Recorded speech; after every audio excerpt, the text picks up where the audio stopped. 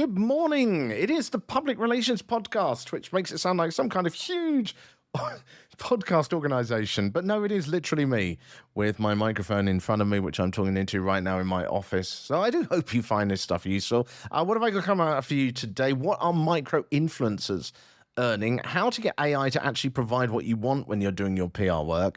I've learned quite a useful little tip I've been using, and some advice on pitching stories based on a scenario and a question I got this week. But just first, I just thought I would mention, I'm going to do a bit of an experiment this week. I don't know exactly what time I'm going to be able to do it yet, but what I'm planning on doing is doing a live kind of reaction to the first section of CommsQuestionTime, the first episode of that I released last week. I don't know whether you got to saw that. I'll put a link below in the newsletter if you're reading that. And it was about promoting stories which are boring that the media seem to be ignoring. And I thought it was a really interesting point. So I'm going to just sort of watch that live and comment on it and pause the video as I go along. And I will put a link to the recording in Thursday's newsletter if you don't manage to catch my live stream. I don't know exactly what time I'm going to do it yet, so I can't put a link in here in the newsletter. But if you catch me on online, then you will hopefully be able to join me for that. And if not, as I say, I'll have a link for you on Thursday so you can actually watch me doing that. It'd be really interesting to hear your thoughts, though, because I think it raises some really interesting points about how to pitch stories that don't seem to naturally have a really good angle to them. Anyway, I'll go through that and share that link with you on Thursday if you don't catch me live online. Let's have a look at these points I was going to talk about today, though. The first one was, what are micro-influencers really earning? There's an interesting little article in Forbes that I spotted. And according to that article, micro-influencers, these are people with, there's always this debate about the exact terms, isn't there? But sort of 10,000 to 100,000 people are seeing significant variations in the payment for brand partnerships. It really does vary a lot. So there's clearly no sort of industry standards, as if you've ever done this kind of thing before. And rates can vary from, or they were saying can vary from as low as like $250 for a single Instagram reel to over $10,000 for a more comprehensive campaign involving reels, stories, blog posts, stuff like that. And influencers, particularly in specific high-demand niches or those with highly engaged audiences, not surprisingly, tend to command higher fees, and those who are more savvy as to what they can get command higher fees too. Interestingly, one of the main cost factors that they found was usage rights. So if a brand wants to then repurpose that influencer content or leverage the influencer's likeness in their own materials, they could face at least 50% additional costs, certainly using the likeness in the materials on an ongoing basis. Some people sort of say, well, you can use it for a certain amount of time. Again, as I say, there's no sort of standards. Everyone's coming up with their own sort of thing here. But it does show this kind of growing awareness among influencers of their personal brand value, as well as this kind of shift in negotiating power when it comes to the partnership terms. So it really is a negotiation now. Despite that shift, though, there's still a large number of influencers who are still paid primarily in gifts rather than cash. I couldn't find the article that I read not long back, but it said that something, I think it was like 48% or even 50% of influencers are still only compensated through gifting. So from a PR standpoint, it does raise a question around return on investment, or if you are paying someone $10,000 or whatever the currency is where you are you going to get a return on that investment? Because if you are not, then there's obviously absolutely no point doing it. So much more you could say on that, isn't there? Second one I spotted, this was a quick tip about AI. I'm sure you're using AI in your work now. It's really hard not to, isn't it? But there was an article from Descript, which is an editing platform, and they recently released this issue. They were talking about the fact of hallucinations. And we all know this is a problem. It keeps coming up things which don't exist, or it ignores what you've actually asked it to do, and it goes off and does something else. And this, of course, can be a real major setback when accuracy is critical for brand reputation if you relied on it, and also just in terms of it takes time to go back and read what it's done. Well, to minimize hallucinations, Descript recommends a few straightforward techniques, basically. And firstly, when writing prompts, it said explicitly ask the AI to read this information and the question twice. Now, I've tried this and it does work. The moment you start saying, did you actually read my notes or anything like that, it actually starts to go back and look at it better. So this repetition encourages the model to verify its responses against the provided context. But you actually put that in your initial prompt. So you say at the end of your prompt, you say, read this question and read the information I've provided with you twice before responding. And it forces it to go back and review it in a slightly better way. as I say, my own experience, these techniques, it does reduce the inaccuracies I'm experiencing. It certainly doesn't eliminate them entirely. And in fact, there was an interesting piece I was watching the other day, a talk about AI. And there was an admission that hallucinations are, I think I might have said this before, they're a fundamental part of the way that AI works. And it's always going to be a problem for as long as the systems work in the way they do. So hallucinations and inaccuracies and making stuff up is going to be an issue we're going to have to contend with for a while. Perhaps a good thing, because it means that humans are still going to be needed. Right. Not long ago, I had a pitch from an organization, which was a technology company. And the problem with their pitch was the fact that the data that they were pitching with was exactly the same as a pitch they presented a few months earlier. I tried to sort of help them out. I tried to sort of say, look, if you do it this way, if you can give me a different angle, then we've got something to run off. But if not, then we just haven't. We need to have some kind of angle. And it got me thinking, putting on my editors and former editors and journalists' head again, as to the kind of stories that I would have been interested in this particular situation when there's no evidence to back it up. And I think there's a number of points I wanted to run through today.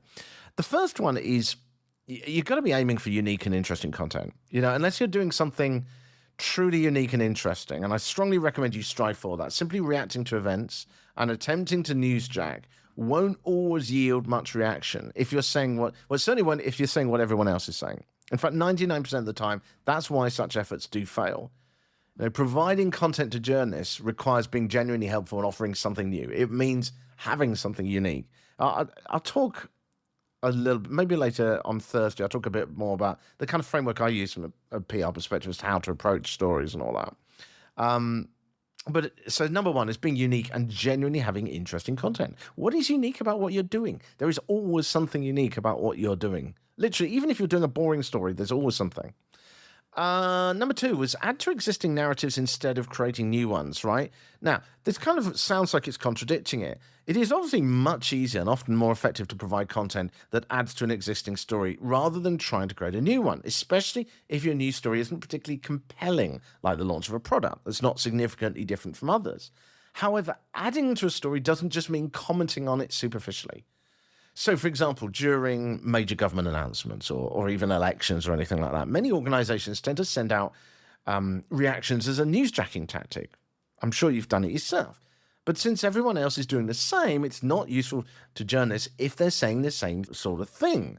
If you're just simply giving a comment that we welcome to the budget and something fairly superficial, they're likely simply to turn to sources they know for those comments rather than you.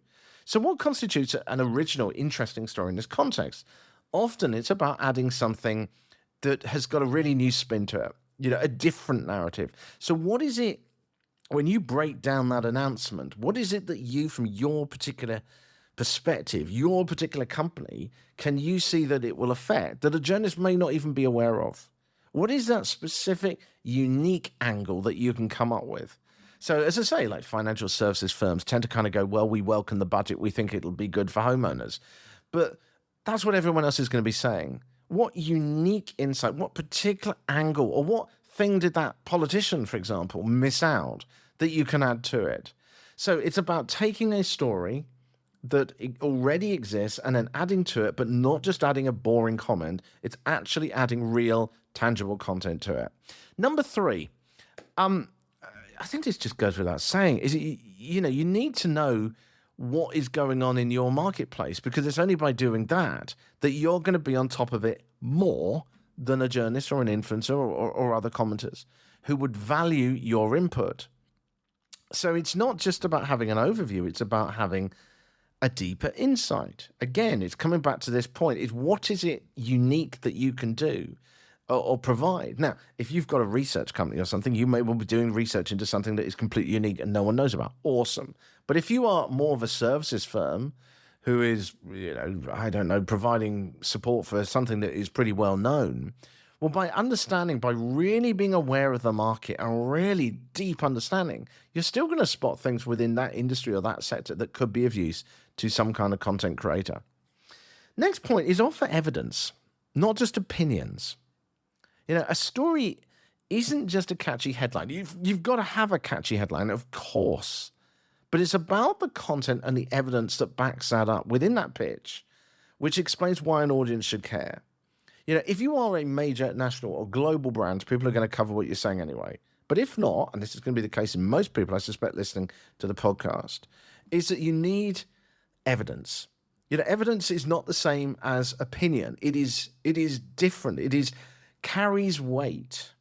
And what we're talking about here is data. We're talking about specific examples. We're talking about case studies with more depth than just, oh, this particular thing sorted it for me.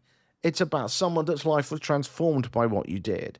It's adding that real authenticness. If you think you went to AI and said, give me an example of how what we do is good, right? And then think, what are the bits that it's missing out? What was that discovery? How many people did you speak to when you found the results of this research or whatever it was? How did that information come to light? Your story can be human-centric, but your pitch has got to have the evidence in there to back up those comments. You get a lot of pitches that are just opinions with very little evidence or just like a quick comment. And while you don't want a long, I'm not talking about sending a research report. You get your opinion in there, but then you back it up with some clear evidence very quickly. The next one is if you are lacking a good story and you spoke to the CEO and the CMO and people like this, and you're still not getting anything good, go to the departments themselves. Actually go and, even if you're in a small business, talk to the baker or the person that presses the button that starts the machinery or whatever. Go and talk to the other people within the organization, not the management. And talk to them about what problems we're solving, what they're seeing, what we're doing differently. It's amazing how much extra insight you will get from those people who are on the ground, who can come up with these case studies or examples that people at the top have not heard about. So if you're absolutely lacking a good story, don't be afraid to go and dig down further. I think the most common mistake, and to start summing this up, is that people just send an advert to the press. And I know I've said this so many times in the podcast over the years. The important thing is to send a story which is unique, has some evidence. So, let me sum it up. Perhaps this is the easiest way of doing it. Is substance or a quirk? Your story's got to have some substance. It's got to have more than just an opinion, unless you are a global brand. Always timeliness, of course. Why is this relevant now? Even if you're pitching a brand new story that no one's ever heard of, why is it now that it is interesting? If you're news tracking, then how it relates to it. Think always this question, why should people care? Not me, not my CMO or not my CEO or anyone like that, or anyone in my particular group that I know. Why should the target outlet and why should the people I want to reach actually give a damn about this? Think about differentiation. How is this different, what I'm pitching from what others are saying? How is it adding to that narrative or addressing ongoing discussions or concerns or pain points people have? Ultimately, and I say this often, are you providing interesting insights rather than corporate slogans? Because if you're providing a real insight, then people and the media and the influencers are going to be interested in it, and potentially without, in the case of influencers, without any money going to them at all, because it's a genuinely interesting story. I hope that helps. I hope that gives a few insights. As usual, I will try and sort of cover all these things in more depth as we go over the coming weeks and months and all that. And indeed, I am thinking once again about doing a course with the Public Relations podcast. I was trying to do something early on when I started all this, but I just ran out of time. But I'm thinking about doing a course. It'd have to be some kind of subscription type thing. But anyway, I'll try and give you more details on that and hopefully get you involved in that discussion as we get nearer to it. Just finally, and this was actually a quick thought, I joined a conversation on Reddit about affiliate PR this week, which is gaining more and more traction because, more and more journalists now and publications are saying, yeah, we'll cover your story. Yes, we'll put you in the top 10 Christmas present list, providing you give us a commission link so that we can make money from it. I mean, it's just the reality of how this thing works, and it's very much no longer just limited to bloggers and influencers, and even major national publications are getting involved in this now. And I ended up plugging a guest in a comment I made who specializes in affiliate PR, but I wasn't 100% sure afterwards, after I posted it. And I thought, well, would they be happy for me to promote them? One of the things I want to do with this podcast is I want to promote the value of PR. And I personally would like to just celebrate what everyone does, because I think there's so many interesting people. I'm sure you are doing really interesting things if I haven't spoken to you before.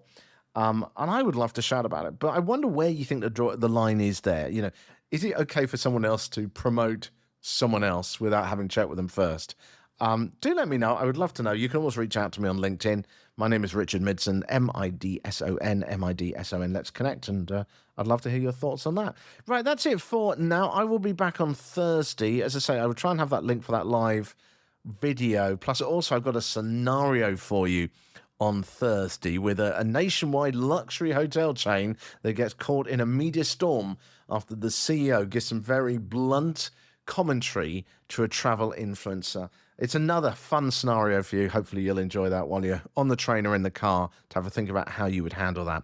Right, that's it for now. I will speak to you in a couple of days' time. Have a good week.